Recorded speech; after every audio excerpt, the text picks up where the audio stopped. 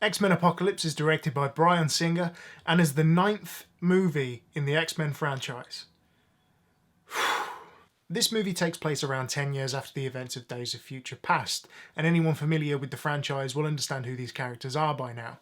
So I don't need to go into detail of who's who, why they're there, this, that and the other. Presumably you've seen the other X-Men movies, and this is just another one to add to your list. I don't think you could watch this film as its self-contained movie, because it does make a lot of references specifically to X-Men First Class. So yeah, I think Days of Future Past you could probably watch on its own, because that movie, timeline-wise, is so fucked up, you could probably just watch that as a self-contained story. However, this one, as I said, ties into the others a little better than Days of Future Past, for example. When an ancient evil rises up and wishes to wreak havoc on the Earth and essentially separate the strong from the weak, the X-Men, of course, have to come together to stop him.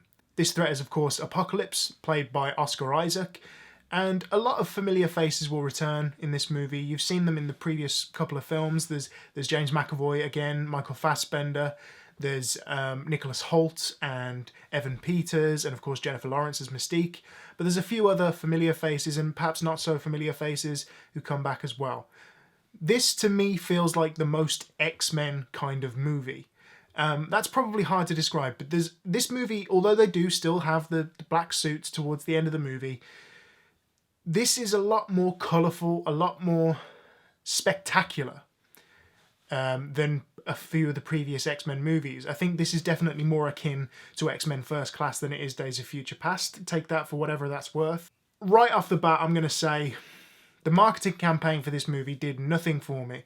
I was not interested in this movie until really the final trailer, but everything else has been so generic that it was very difficult for me to get excited about this movie.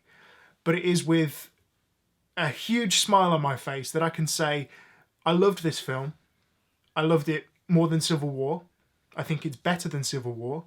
I think this is potentially my favourite X-Men movie just after X-Men First Class. And this movie has actually made me excited for this franchise again, which, to be honest, because I was so lukewarm about Days of Future Past, I didn't think would happen.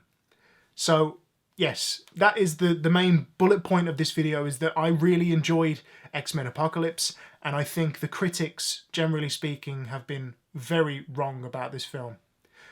That's not to say this film doesn't have any issues, because it does. I mentioned previously that the timeline is very kind of confusing, and it can be very annoying if you think about it too much.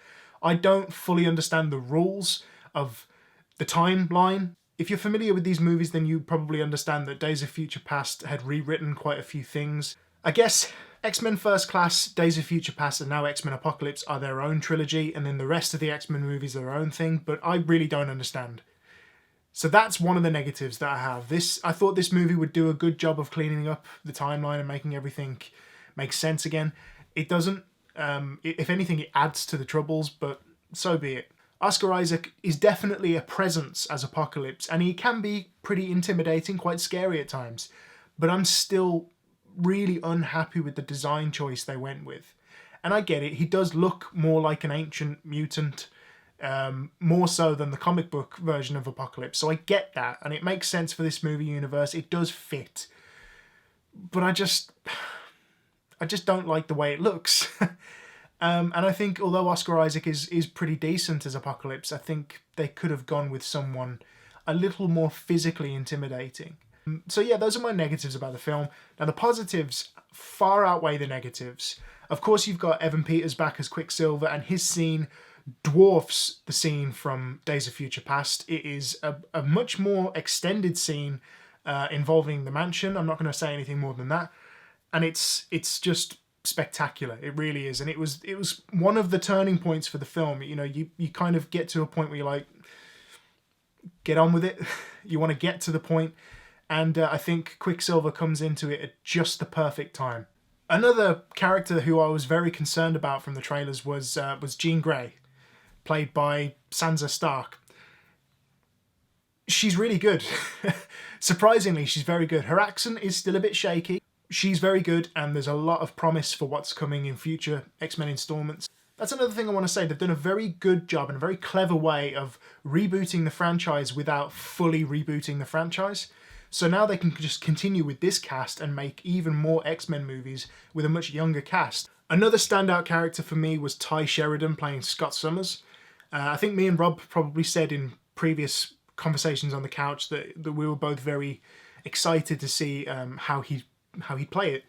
Ty Sheridan is a very interesting young actor. I've seen him in a couple of movies, and now, thankfully, he can add action blockbuster to his resume. Jennifer Lawrence's Mystique as well. She's just as good in this movie as she has been in the previous X-Men movies. I know that this is her last contracted X-Men movie, so I guess it's up in the air with whether she wants to do another one. She's good.